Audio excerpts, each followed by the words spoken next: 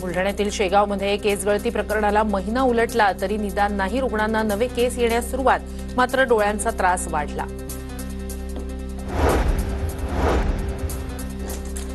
छत्रपती संभाजीनगरात दूषित पाणी येत असल्याची नागरिकांची तक्रार। आमदार संजना जाधव यांच्याकडून जलशुद्धीकरण केंद्राची पाहणी 15 दिवसात अडचणी दूर करण्याच्या संबंधित अधिकाऱ्यांना सूचना।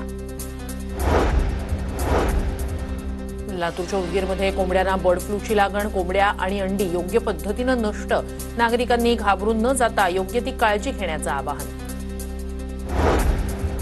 यवतमाळमध्ये गुन्हेगारीला लगाम लावण्यासाठी ग्राम सुरक्षा दल स्थापन, पोलीस अधीक्षक कुमार चिंता यांच्या संकल्पनेतून ग्राम सुरक्षा दल स्थापन, 2000 पेक्षा जास्त गावांमध्ये दल असणार। शक्तीपीठ महामार्गाच्या समर्थनार्थ विदर्भातील शेतकऱ्यांचा नांदेडमध्ये मोर्चा, शक्तीपीठ महामार्गाला समर्थन असल्याचं जिल्हाधिकाऱ्यांना निवेदन, शेतकऱ्यांना चांगला मोबदला देण्याची शेतकऱ्यांची मागणी।